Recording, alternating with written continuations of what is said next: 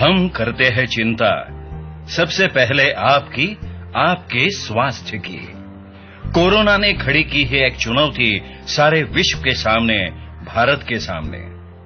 हृदय रोग, मधुमेह, ब्लड प्रेशर आदि बीमारियों के कारण जिनकी रोग प्रतिबंधक शक्ति कम हो चुकी है, ऐसे व्यक्तियों को तथा वरिष्ठ नागरिकों को कोरोना का खतरा अत्यधिक पाया गया है।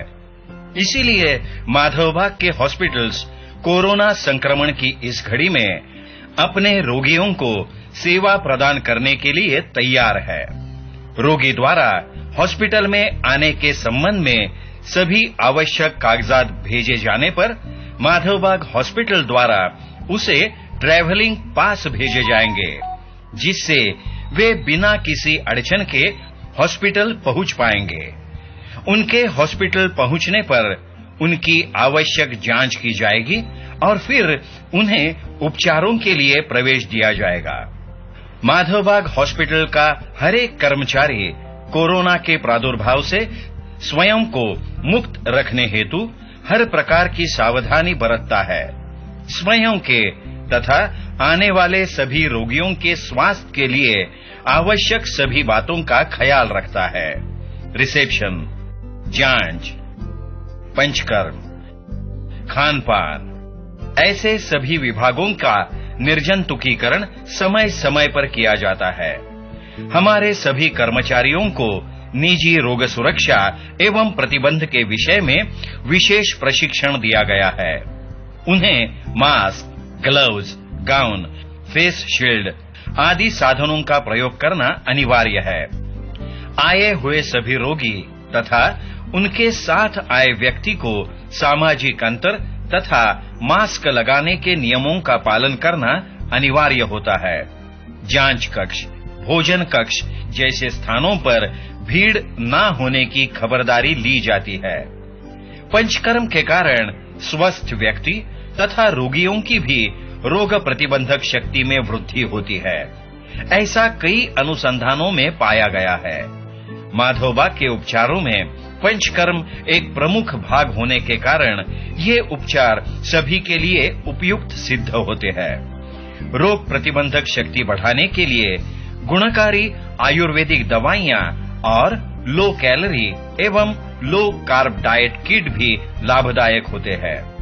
कोरोना संक्रमण के संकट में भी माधवबाग हॉस्पिटल के सभी डॉक्टर्स एवं कर्मचारी अपनी तथा अपने परिजनों की स्वास्थ्य सुरक्षा का विचार न करते हुए आपकी स्वास्थ्य सुरक्षा के लिए सब कुछ कर रहे हैं।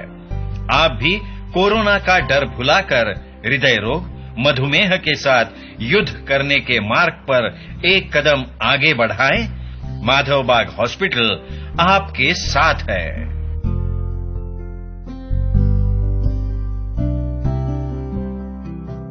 नमस्कार, यूएसएन हेलो डॉक्टर में आप सभी का स्वागत है और मैं हूं आपका होस्ट एनवी शर्मा। क्या आपको पता है कि आपको हार्ट अटैक होने का खतरा है? आपका हृदय आपको क्या सूचित कर रहा है? आइए यह जान लेते हैं माधवबाग की विशेषज्ञ डॉक्टर अंजलि तिवारी से कि माधवबाग के आयुर्वेदिक उपचार पद्धति किस प्रकार लाभदायक सिद्ध होते हैं। आपने शायद पहचान ही लिया कि आज का विषय है चेस्ट पेन, हार्ट ब्लॉकेज और हार्ट अटैक। मैडम, बहुत बहुत स्वागत है आपका।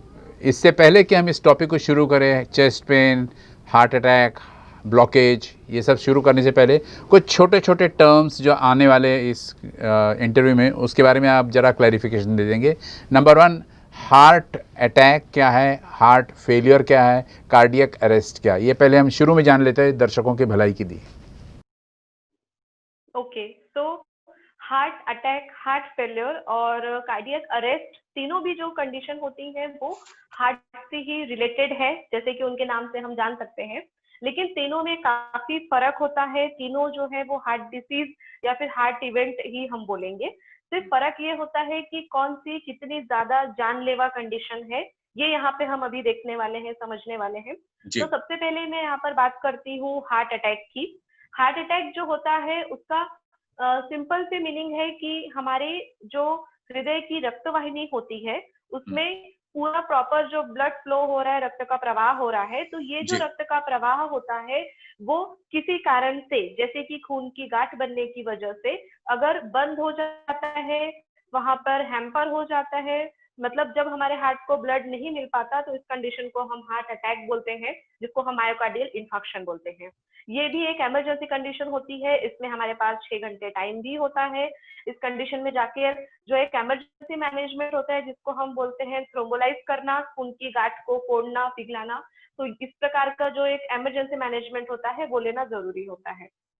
कई बार ऐसा भी देखा जाता है कि किसी किसी को हार्ट अटैक आने के बाद पता भी नहीं चलता है, क्योंकि उनको एक तो हाई शुगर है, बहुत ज्यादा शुगर है, और या कि फिर किसी का रूटीन एक्टिविटी इतना स्ट्रांग, इतना अच्छा है कि उन्हें नहीं पता चला। जी। लेकिन क्योंकि हार्ट अटैक आया था, तो उसकी वजह से हार्ट कमजोर हो जाता है, जिससे उनके हार्ट की जो एक व्यायाम क्षमता होती है, जिसको हम एक्सरसाइज टॉलरेंस कैपेसिटी बोलते हैं, वो कम हो जाती है। जैसे कि आप अभी तक 10 स्टेप चलते थे, आपको तकलीफ नहीं होती थी, लेकिन आज आप 3 स्टेप चलते हैं, 3 सीढ़ियां चढ़ते हैं, तो भी आपको सांस फूलना जैसे जो लक्षण है या फिर ये दिखना शुरू हो जाते हैं।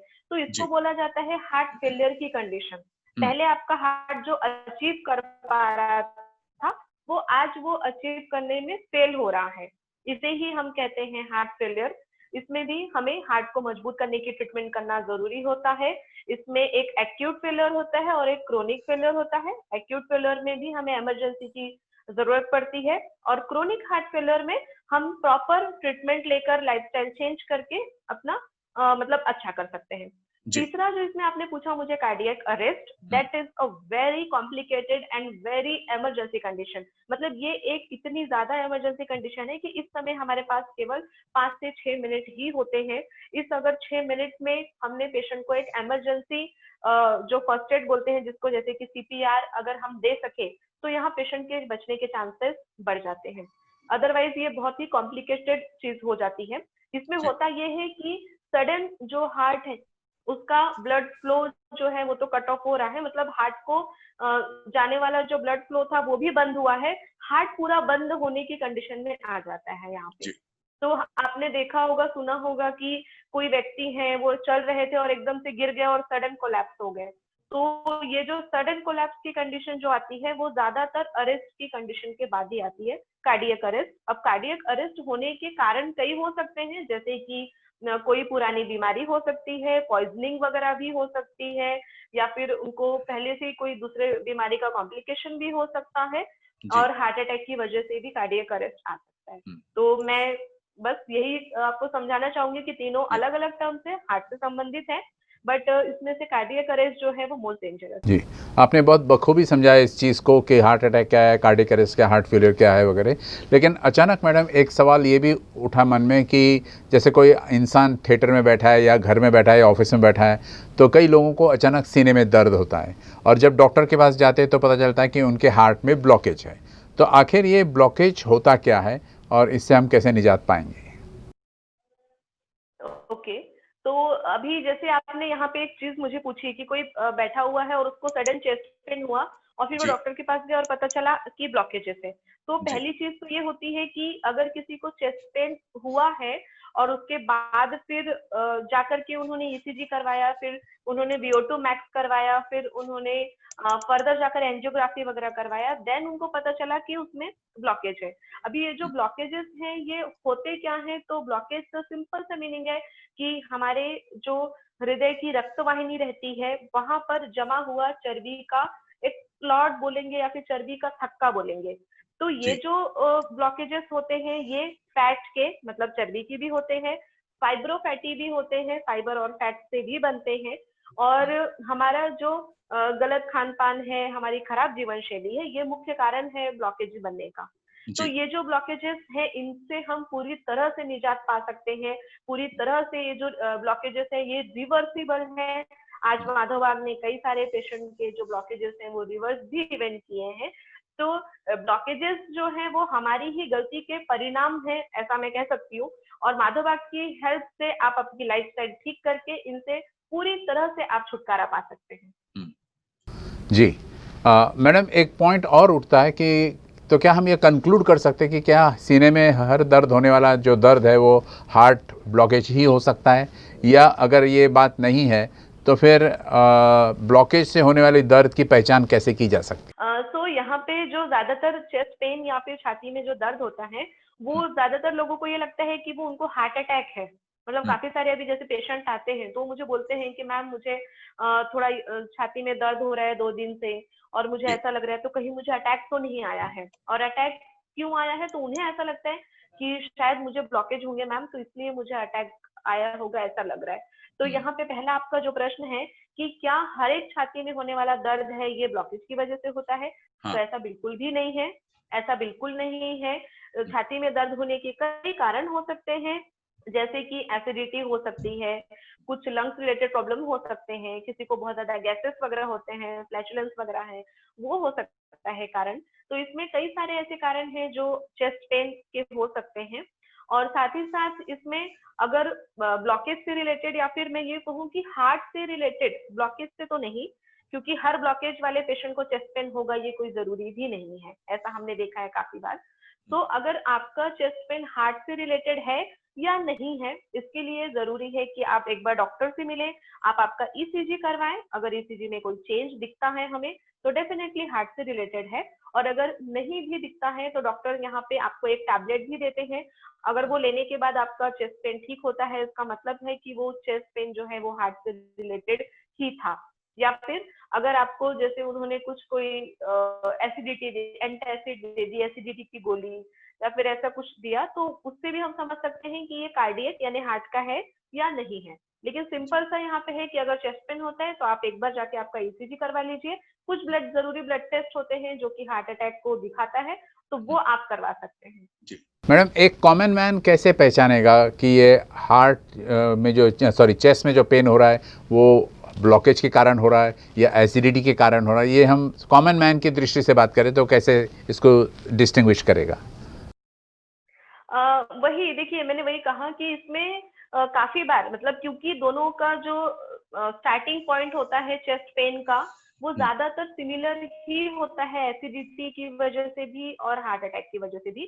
फिर भी जिनको हार्ट की वजह से अगर पेन हो रहा है तो ऐसे लक्षण, वेरियस लक्षण वैसे तो देखे जाते हैं, क्योंकि जितने बुक्स में लिखे हैं उसके अलावा कई सारे मुझे लक्षण अभी पेशेंट के जो है फेस टू फेस देखने मिलते हैं, जो कि कहीं मेंशन नहीं है बुक्स में। तो मैं यहाँ पे एक ब्रॉड ही आपको बताना चाहूंगी कि जैसे चेस्ट पेन होता है तो बीच में चेस्ट में कंटिन्यू पेन हो रहेगा, वो यानी आपको कल शुरू हुआ था तो वो बंद हो गया है और फिर शुरू हो रहा है, ऐसा नहीं होता है, ज्यादातर कंटिन्यूस पेन रहता है। उसके बाद में फिर आपको जॉ में भी पेन हो सकता है, यहाँ पर दांतों के इधर इसमें। और फिर किसी को कान में पेन होता है, किसी को बैक में पीछे भी पेन जाता है। तो ये जो पेन है वो बहुत स्पेसिफिक नहीं है, हालांकि बुक्स में लिखा हुआ है, हम लोगों ने जो पढ़ा है तब, लेकिन पेशेंट टू पेशेंट ये डिफर भी करते हैं, क्योंकि कई बार ऐसा निग्लिजेंसी हो जाता है। मतलब कुछ ऐसे पेशेंट है जिन्हें लगता है कि शायद ये एसिडिटी का पेन होगा, मुझे हो रहा है थोड़ा थोड़ा, लेकिन फिर पता चलता है कि नहीं, उनको तो कल से ही अटैक आया हुआ था और उनको चेस्ट पेन हो रहा था। तो अगेन यहाँ पे सिंपल सी चीज है, अगर कभी आपको 1-1.5 घंटे से ज्यादा हो गए हैं, आपको लग रहा है कि थोड़ा थोड़ा सा हल्का हल्का पेन मुझे हो ही रहा है, तो आप उसको लेट ना करते हुए सिंपल से एक ईसीजी करवा लें, और कुछ बिल्कुल जस्ट 10 सेकंड का ब्लड टेस्ट होता है, आप वो करवा लेंगे तो हमें सिंपल पता चल जाएगा कि ये हार्ट का है या नहीं है। जी। एक और सवाल पूछना था आपसे, जैसे कि क्या हार्ट ब्लॉकेज के कारण हार्ट अटैक भी हो सकता है? Yes, very good. सो ये जो आपने देखिए क्वेश्चन पूछा है, काफी सारे लोगों के मन में ये मिसकंसेप्ट होता है या फिर थोड़ी गैर समझ होती है कि मुझे जो हार्ट अटैक आया है वो ब्लॉकेज की वजह से आया है, या फिर मुझे ब्लॉकेज होंगे क्या, मे बी क्योंकि अभी जैसे मेरा एज हो गया है तो मुझे हार्ट अटैक आ सकता है ब्लॉकेज की वजह से, ऐसा लगता है। तो यहाँ पे मैं एक चीज बहुत अच्छे से क्लियर करना चाहूंगी कि आपको ब्लॉकेजेस की वजह से डायरेक्टली हार्ट अटैक कभी नहीं आता है। यहाँ पे होता क्या है, समझने वाली बात यह है कि अगर आप किसी रिस्क फैक्टर में हैं, जैसे कि अगर आपको डायबिटीज है यानी कि शुगर है, आपको बीपी है, आपको थायराइड है, आपको बहुत ज्यादा मेंटल स्ट्रेस है, कोलेस्ट्रॉल बढ़ा हुआ है, वजन बहुत ज्यादा है, इन सारे चीजों के कारण हमारे जो पूरे बॉडी में ब्लड फ्लो होता है, उस ब्लड की कभी भी गांठ बन सकती है, जिसे हम ब्लड क्लॉट बोलते हैं। अब ये जो क्लॉट है, ये अगर बन के आपके ब्रेन की नसों में अटक जाता है, तो उस समय ब्रेन रिलेटेड प्रॉब्लम हो सकता है, जिसे हम पैरालिसिस, स्ट्रोक वगैरह बोलते हैं। यही खून की गांठ अगर आपके हार्ट की रक्तवाहिनी में फंस जाती है तो फिर आपको हार्ट अटैक आएगा। जबकि आपको जो ब्लॉकेजेस थे वो तो सालों से आपकी रक्तवाहिनी में जमा हुआ ही थे। वो जो ब्लॉकेजेस हैं वो अभी आज बने हैं या फिर एकदम से अभी तैयार हुए हैं, ऐसा नहीं है। एक एक ब्लॉकेज को बनने में भी कम से कम 2 साल 4 साल टाइम लग जाता है। तो ब्लॉकेज की वजह से हार्ट अटैक आया है ऐसा बिल्कुल नहीं है, क्योंकि जब पेशेंट को हार्ट अटैक आता है उसके बाद उनको एक इमरजेंसी इंजेक्शन लगाया जाता है थ्रोम्बोलाइज करने के लिए, वही रक्त की गांठ को फोड़ने के लिए। तब वहां पे ब्लॉकेज को हटाने के लिए इंजेक्शन नहीं दिया जाता है। ब्लॉकेज तो उनको हार्ट अटैक के पहले भी थे, उसके बाद में भी थे। तो यहाँ पे आपको समझने की जरूरत है, बहुत अच्छे से आप अपने मतलब कंसेप्ट को क्लियर कर सकते हैं कि आपको ब्लॉकेज की वजह से तो हार्ट अटैक नहीं आएगा। जी। मैडम, ये तो समझ में आ गई बात, लेकिन एक प्रॉब्लम ऐसा है कि जैसे रातों रात तो हार्ट ब्लॉकेज कभी नहीं हुआ होगा, या ओवरनाइट ऐसा हो गया होगा हार्ट ब्लॉकेज, क्योंकि एक पीरियड ऑफ टाइम में 70, 80, 90% जो भी ब्लॉकेज है, तो क्या हार्ट ब्लॉकेज की भी कोई पूर्व सूचना हमें मिलती है या उसके कुछ सिम्टम्स हो सकते हैं जिस वजह से हम पहचान सकते हैं कि हाँ भाई इसके हार्ट में ब्लॉकेजेस या आर्टरीज में ब्लॉकेजेस हो सकते हैं? पूर्व सूचना के तौर पे मैं कहूंगी कि अभी देखिए, जैसे कि फॉर एग्जांपल अभी मैंने मेरा एंजियोग्राफी नहीं किया है, तो मैंने क्यों नहीं किया है? क्योंकि अभी मुझे चलने में सांस नहीं फूल रही है, मैं मेरा रेगुलर पूरा काम कर सकती हूँ, मैं मेरी रेगुलर सारी एक्टिविटीज कर रही हूँ, मुझे कहीं पे भी कोई भी काम करने में बीच में रुकावट महसूस नहीं हो रही है। जब मुझे ऐसा लगेगा अगले आने वाले 15 साल बाद, 20 साल बाद, कि अरे मैं पहले तो अच्छा चल पा रही थी बट आज मैं चलने के बाद जल्दी थक जा रही हूँ, मुझे 2 सीढ़ियां चढ़ने में थकान लग रही है, तो ये कुछ पहले लक्षण होते हैं जिसको हम पूर्व रूप बोल सकते हैं हार्ट डिसीज के, जिसके कारण आपके जो हार्ट का कैपेसिटी होता है, जिसको हम लोग एक्सरसाइज टॉलरेंस कैपेसिटी बोलते हैं, वो कहीं ना कहीं कम हुआ है, या फिर जो अभी तक ब्लड फ्लो पूरा अच्छे से हो रहा था 100%, वो कहीं ना कहीं कम हो रहा है, इसीलिए आज आपको ऐसे लक्षण दिख रहे हैं। तो ऐसे लक्षण दिखने पर आपने एक बार चेकअप करवा लेना चाहिए, आपने आपका VO2 मैक्स टेस्ट कर लेना चाहिए, कुछ अगर एज रिलेटेड या फिर रिस्क फैक्टर रिलेटेड, मतलब कि बीपी, शुगर, ऐसा अगर कुछ है तो उससे रिलेटेड भी आप ब्लड टेस्ट अपना डॉक्टर से कंसल्ट करके करवा सकते हैं। तो ये सारी चीजों को देखने के बाद हम डिसीजन ले सकते हैं कि यहाँ पे उनको ब्लॉकेजेस होने की संभावना है या नहीं है। जी। मैं अपने दर्शकों को बता देना चाहता हूं कि हार्ट अटैक होने के पश्चात बिना किसी ऑपरेशन के माधोभाग की संपूर्ण हृदय शुद्धिकरण चिकित्सा की सहायता से हृदय रोग ब्लॉकेजेस के डर से मुक्त हो चुके ऐसे एक हमारे हृदय रुग्ण हैं, जो इनका अनुभव हम पहले सुनेंगे और फिर आगे बढ़ेंगे। पहले ये वीडियो देख लेते हैं और फिर आगे बढ़ते हैं। सभी लोगों को नमस्कार। मैं राजेश कुमार कारे, बैतूल मध्य प्रदेश से, उम्र 45 वर्ष। आज से 2 महीने पहले मेरे को हार्ट डिसीज़ हुआ था, हार्ट ब्लॉकेज हुआ था। तो मैं यहाँ के मशहूर हॉस्पिटल में गया था, तो वहाँ के डॉक्टर ने मेरे को बोला कि भाई आपको 2 या 3 स्टेंट डालने पड़ेंगे। पर हमारे पड़ोस में हैं, परिचित हैं, रिलेटिव हैं, उनको यहाँ से आराम लगा था, तो उनके माध्यम से मैं यहाँ पे आया।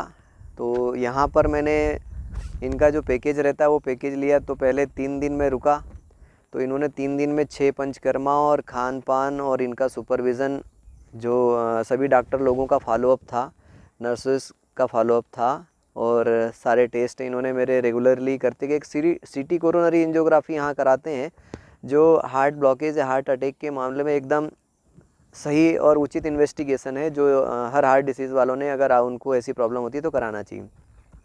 फिर उन्होंने 1 महीने का मेरे को यहाँ से डाइट किट दिया था। उसके बाद फिर मैं दोबारा आया, तो फिर 3 दिन के लिए रुका, फिर 6 पंचकर्मा किए, वापस से पूरा फॉलोअप इन लोगों का था। और उसके बाद फिर मैं अभी दूसरा डाइट पैक ख़त्म होने के बाद अभी आया हूँ। तो पहले भी 1 महीने पहले भी TMT टेस्ट हुआ था, अभी फिर से TMT टेस्ट हुआ, ECG हुआ है, सारी चीज़ें इन्होंने चेकअप करी। तो मैं एकदम अभी रेगुलर रूटीन लाइफ मेरा हो गया है, और मैं एकदम स्वस्थ हूँ, तंदुरुस्त हूँ, मेरे को किसी प्रकार का कोई भी कमजोरी नहीं है। और यहाँ कोरोना को देखते हुए यहाँ पे सारे इंतजाम किए हुए हैं। गेट पे ही आपका नाम एंट्री किया जाता है, विदाउट मास्क आपको अंदर नहीं आने दिया जाता है। गेट के बाजू में ही आपको सैनिटाइज़ करके, आपको, आपके कपड़ों को, आपके पूरे सामान को सैनिटाइज़ करके यहाँ पे आपको अंदर आने दिया जाता है। और सभी डॉक्टर्स, नर्सेज, कुक और पूरे पंचकर्मा विभाग और पूरे के पूरे लोग जो हैं यहाँ पे बहुत ही अच्छा व्यवहार है। और मैं यहाँ आके संतुष्ट, और मैं और भी लोगों को सलाह दूंगा कि आप जब भी हार्ट डिसीज़ हो, शुगर हो, बीपी हो तो आप मोटापा हो, तो आप यहाँ पे आके अपनी भारतीय पुरातन आयुर्वेद पद्धति के माध्यम से अपने आप को पूर्ण रूप से स्वस्थ कर सकते हैं। धन्यवाद। एक बार मैं राजेश कारे आपको फिर से नमस्कार करता हूँ। जी मैडम, अभी जैसे ये पेशेंट ने अपनी जो एक्सपीरियंसेस बताए माधवबाग में, काफ़ी सराहनीय है ये। एक सवाल और भी उठता है इसके साथ जुड़ी हुई कि हार्ट ब्लॉकेज को माधवबाग हॉस्पिटल में कैसे ट्रीट किया जा सकता है? ओके, तो हार्ट ब्लॉकेज मतलब क्या है? जो कि हमारे शरीर में जमा हुई अतिरिक्त चर्बी या फिर हमारे जो हृदय की रक्त वाहिनी है उसमें जमा हुआ एक्सेस जो फैट हो जाता है, यही ब्लॉकेज का स्वरूप है। और अगर हमें इसे कम करना है तो हमें हमारी जीवन शैली सुधारना बहुत जरूरी है। माधोबाग कोंडाली हॉस्पिटल में जो हम उपचार करते हैं या फिर यहाँ की जो उपचार पद्धति है वो पूरे रूप से जीवन शैली को सुधारने के अंतर्गत ही की जाती है, जिसमें हम लोग पंचकर्मा करते हैं। यहाँ पर पेशेंट का प्रॉपर डाइट, आहार उनको देना, उसके साथ में ही प्रॉपर एक्सरसाइज पेशेंट से करवाना, और उसी के साथ साथ पेशेंट को मेंटली रिलैक्स करने के लिए उनका योगा प्राणायाम एक्सरसाइज सेशन। तो ये जो सारी चीजें होती हैं यहाँ पर विशेष रूप से ब्लॉकेजेस की जो ट्रीटमेंट है, जिसे हम लोग ब्लॉकेज मैनेजमेंट प्रोग्राम भी कहते हैं, तो इसमें हम पंचकर्मा पेशेंट का करवाते हैं, संपूर्ण हृदय शुद्धिकरण, जिसके कारण पेशेंट के जो ब्लॉकेजेस हैं वो रिवर्स होने में, मतलब कि कम होने में सहायता होती है। साथ ही साथ यहाँ पर पेशेंट का जो हम लोग डाइट देते हैं वो थोड़ा लो कैलोरी डाइट देते हैं, जिसमें से शरीर में जमा हुई अतिरिक्त जो चर्बी है वो कम होगी, पेशेंट का वेट लॉस होगा, जो रिस्क फैक्टर है मतलब कि शुगर जो है वो पेशेंट का जड़ से खत्म होगा, पेशेंट का बीपी अच्छा होगा। तो जो जो चीजें हैं ब्लॉकेज को बढ़ाने वाली या फिर ब्लॉकेज को आगे लेके जाने वाली, उन सभी को रिवर्स करते हैं हम। और उसी के साथ साथ में मैंने जैसा आपको कहा कि एक पेशेंट का प्रॉपर मॉनिटरिंग करना भी जरूरी होता है एक बार ट्रीटमेंट लेने के बाद। तो यहाँ पर माधवबाग हॉस्पिटल कोंडाली में जो हम ट्रीटमेंट करते हैं वो 6 दिन का रहीवासी ट्रीटमेंट होता है, जिसमें पेशेंट को सुबह से लेकर सुबह 4 बजे से लेकर शाम रात में 9 बजे तक उनका पूरा रूटीन चलता है, जिसके अंतर्गत उनका संपूर्ण हृदय शुद्धिकरण प्रक्रिया की जाती है। उसमें उनका योगा प्राणायाम एक्सरसाइज, आहार, पेशेंट का जो हम लोग इवेल्युएशन करते हैं कि चलने यहाँ पे आने के पहले पेशेंट कितना चल पा रहे थे या फिर उनको क्या प्रॉब्लम थी, और डिस्चार्ज के समय पेशेंट को कितना इम्प्रूवमेंट मिल रहा है। तो इस प्रकार से ये सारी जो मैनेजमेंट है, सारी जो चीजें हैं वो देखी जाती हैं। इसमें हाल अभी हमने शुरू किया है कि पेशेंट का 3 महीने के बाद में ब्लॉकेजेस कितने कम हुए हैं ये भी हम सीटी एंजियोग्राफी करके देख सकते हैं या फिर हम देखते हैं। अभी हमने जिन पेशेंट का जस्ट ये सुना है, टेस्टिमोनियल देखा है अभी हमने, इन्होंने भी काफी अच्छा अपना वेट लॉस किया है। आज इनकी पहले 4 मेडिसिन चालू थी, अभी तो लगभग उनकी मैंने सारी जो मेडिसिन है वो बंद की है उनके पैरामीटर के हिसाब से, और अभी फिलहाल में एक मेडिसिन उनको सिर्फ शुरू है शुगर की वगैरह, तो वो सब बंद ही कर दी है। तो ऐसे step by step patient improve होके अपने ब्लॉकेज को रिमूव कर सकते हैं, अपने ब्लॉकेज को रिवर्स कर सकते हैं। जी, बहुत खूब। मैडम, जैसे मान के चलिए किसी व्यक्ति को, किसी पेशेंट को पहले से हार्ट अटैक आ चुका हो, इसके पहले माधवबाग में आने से पहले, तो ऐसे मरीजों को माधवबाग में कैसे ट्रीट करके ठीक किया जा सकता है? यहाँ पर पहले हम ये देखते हैं कि पेशेंट को हार्ट अटैक आके कितना दिन हुआ है। जैसे कि कुछ पेशेंट्स देखिए ऐसे भी रहते हैं कि जिनको मुझे फोन आता है या फिर पेशेंट इंक्वायरी लेते हैं कि मैडम जस्ट पेशेंट को हार्ट अटैक अभी आया हुआ है, तो हम आगे क्या करें। तो यहाँ पे देखिए हार्ट अटैक आने के बाद में पेशेंट को एक इमरजेंसी मैनेजमेंट की जरूरत होती है, जो कि पेशेंट का होना बहुत जरूरी है। और ये इमरजेंसी मैनेजमेंट होने के बाद फिर हम हमारा जो ट्रीटमेंट प्लान है वो स्टार्ट करते हैं, जिसमें फिर पेशेंट को पहले हॉस्पिटल में 4 डेज के लिए यहाँ पे रोकते हैं, जिसमें पेशेंट का जो रहीवासी ट्रीटमेंट शुरू होता है उसमें अगेन हम पंचकर्म प्रक्रिया करते हैं, कुछ संपूर्ण हृदय शुद्धिकरण, और उनका जो आहार है वो सारी चीजें देखी जाती हैं। पेशेंट का अभी फिलहाल में एक्सरसाइज टॉलरेंस कैपेसिटी कितना है, पेशेंट अभी कितना चल सकते हैं, ये सारी चीजें देख के उनका ट्रीटमेंट हम शुरू करते हैं। मगर शुरुआती तौर पर ज्यादातर पेशेंट को रेस्ट ही रहता है अटैक आने के कम से कम 21 दिन तक, और उसके बाद फिर हम फिर से पेशेंट को बुलाकर फिर अगेन 4 दिन का ट्रीटमेंट शुरू करते हैं। फिर पेशेंट को हम सारे जो एक्सरसाइज है वो करवाना, योगा करवाना, पेशेंट को उतना मोबिलाइज करना। तो ऐसे 2 पार्ट में ये ट्रीटमेंट होती है जिनको हार्ट अटैक आ चुका है। यहाँ पे डिपेंड करता है कि पेशेंट को हार्ट अटैक आके कितना दिन हुआ है।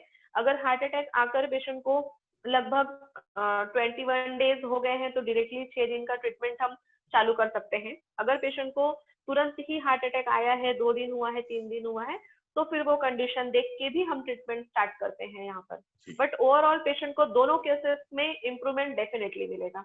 जी मैडम, जैसे कि WHO की एक रिपोर्ट पढ़ रहा था जिसमें उन्होंने कहा कि कुछ ही सालों में, मतलब 4-5 सालों में कह सकते हैं हम, कि ये जो इंडिया है ये डायबिटीज़ का वर्ल्ड कैपिटल बन सकता है और साथ साथ में हार्ट डिजीज़ के भी बारे में वर्ल्ड कैपिटल बन सकता है।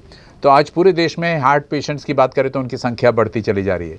ऐसे में इसकी रोकथाम के लिए हमें क्या क्या करनी चाहिए, नंबर 1, और कौन कौन सी सावधानियां बरतनी होगी जिससे कि इस नंबर को, इस फिगर को हम घटा सकें?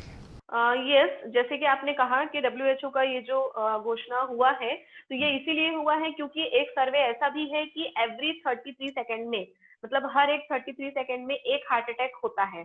ऐसा मतलब सर्वे है हमारे पास। तो ये जो सारी चीजें हैं, इसे रोकने के लिए या फिर इन सब चीजों को प्रिवेंट करने के लिए तो बहुत जरूरी है कि हम सब हमारी जो लाइफस्टाइल है, जीवन शैली है, उसे बदलें। दूसरी चीज ये है कि अगर आपको हार्ट डिसीज से रिलेटेड रिस्क फैक्टर है, जैसे कि बीपी है, शुगर है, थायराइड है, वेट ज्यादा है, कोलेस्ट्रॉल बढ़ा हुआ है, लिपिड प्रोफाइल आपका खराब है, तो ऐसे सारे पेशेंट को थोड़ा ज्यादा सतर्क रहने की जरूरत है, जिन्होंने प्रॉपर हेल्थ चेकअप अपना करवा लेना चाहिए। आप खुद स्वस्थ हैं या नहीं है ये देखने के लिए आपको आपका VO2 मैक्स देखना भी बहुत जरूरी है। ये क्या होता अगर है? आप 30 ईयर अगर आप 30 ईयर के ऊपर है तो आपको चेक करना चाहिए। VO2 मैक्स का मतलब होता है कि आपके हार्ट का एक्सरसाइज टॉलरेंस कैपेसिटी कितना है। जैसे कि अगर अभी आप मशीन पर चलते हैं, हम पेशेंट को स्ट्रेस टेस्ट बोलते हैं इसको, तो मशीन पर चलाया जाता है। अगर आप मशीन पर बिना किसी तकलीफ के, बिना छाती में दर्द, बिना थकान के प्रॉपर 15 मिनट चलते हैं, आपका VO2 मैक्स आएगा 35 ml। अगर ये 35 ml है, मतलब आपका जो हार्ट है वो अंदर से स्ट्रांग है, आने वाले हार्ट अटैक को सहने के लिए तैयार है, आपने आपके हार्ट को रेडी करके रखा है। क्योंकि हार्ट अटैक जो है वो कोई प्रेडिक्टेबल इवेंट नहीं है, आप इसका पहले से पूर्वानुमान नहीं लगा सकते। किसी भी कारण से किसी भी वक्त किसी को भी हार्ट अटैक आ सकता है। बट अगर हम इसके लिए रेडी हैं, जैसे हमारे जो देश की सेना है वो रेडी रहती है, अटैक कभी भी हो सकता है, तो सेम वैसा ही है हमारे बॉडी में भी कि अटैक कभी भी हो सकता है। बट अगर हम उसके लिए रेडी हैं तो डरने की जरूरत नहीं है। अगर आपका VO2 मैक्स थोड़ा कम आता है तो इसको बढ़ाने के कई सिंपल से तरीके हैं जिससे आप आपका VO2 मैक्स बढ़ा सकते हैं। सबसे फर्स्ट सिंपल तरीका है कि अगर आप डेली मॉर्निंग वॉक स्टार्ट कर देते हैं तो उससे भी आपके हार्ट का जो VO2 मैक्स है वो बहुत अच्छा इंप्रूव हो सकता है। उसके बाद इसमें तीसरा एक चीज आता है कि आजकल सबकी बहुत ज्यादा डाइटरी हैबिट खराब हो रही है। बहुत ज्यादा तली हुई चीजें, फ्राइड फूड जो हम ले रहे हैं, जंक फूड ले रहे हैं, तो इसे भी चेंज करने की जरूरत है। अभी खुद को हमें समझने की जरूरत है कि हमारा जो लाइफस्टाइल है उसमें डाइट जो है वो बहुत इंपॉर्टेंट रोल है। अगर आपने डाइट को खराब किया तो मेडिसिन स्टार्ट हो जाएंगी। अगर आप मेडिसिन स्टॉप करना चाहते हो तो आपको डाइट आपका बहुत ही हेल्दी डाइट रखने की जरूरत है, जिसमें आप फ्रूट्स लें, सैलेड्स लें, जो आपके प्रोटीन चीजें होती हैं जैसे कि चना, मूंग, मोठ, बरबटी, राजमा, ये चीजें आपके डाइट में आना चाहिए। आप ड्राई फ्रूट्स ले सकते हैं। तो ऐसा आपका एक हेल्दी डाइट रखिए। और लास्ट बट नॉट लिस्ट है ऑब्वियसली स्ट्रेस आपका, जो हम देख रहे हैं कि तनाव जो है वो इतना बढ़ता जा रहा है कि आजकल उससे कई सारी बीमारियां आगे आगे आती जा रही हैं। तो अगर आप खुद को ये स्ट्रेस से भी फ्री रखना चाहते हैं तो उसके लिए आप योग अपनाएं, योग करें, उसके साथ में प्राणायाम करें, तो डेफिनेटली हम जो बढ़ता हार्ट डिसीज है इसे रोक सकते हैं, उसके रिस्क फैक्टर को कंट्रोल करके और अपनी जीवन शैली को बदल के। और इन सारी चीजों के लिए माधव हॉस्पिटल आपके साथ है। हम सब भी इन बीमारियों पर मात कर सकते हैं। इसके लिए आवश्यक है ज्ञान। यह ज्ञान आपको रोग मुक्ति की दिशा में कदम बढ़ाने की शक्ति प्रदान करेगा। आज तक लाखों लोगों ने इन्हीं उपचारों को करवाने के पश्चात इन बीमारियों से के डर से मुक्त जीवन जी रहे हैं। माधोबाग के देश भर में फैले लगभग 250 क्लिनिक्स एवं 2 हॉस्पिटल्स में रोगियों की हृदय रोग, मधुमेह, उच्च रक्तचाप और मोटापा जैसी बीमारियों पर गुणकारी उपचार किए जाते हैं। माधोबाग के विशेषज्ञों द्वारा सलाह प्राप्त करने के लिए आप उनकी अपॉइंटमेंट ले सकते हैं। लेकिन अगर किसी वजह से या किसी कारणवश ये संभव नहीं हुआ तो वीडियो कंसल्टेंसी की सुविधा भी उपलब्ध है। उसी प्रकार इस विषय में अधिक विस्तृत जानकारी प्राप्त करने के लिए आप माधोबाग द्वारा आयोजित ऑनलाइन निःशुल्क कार्यशाला में भी सहभाग ले सकते हैं। इन सभी बातों के लिए आपको केवल एक मिस्ड कॉल करनी है और उसका फ़ोन नंबर है 7829588866। इस नंबर पर ज़रूर मिस कॉल कीजिएगा और अधिक जानकारी हासिल किया जा सकता है। धन्यवाद।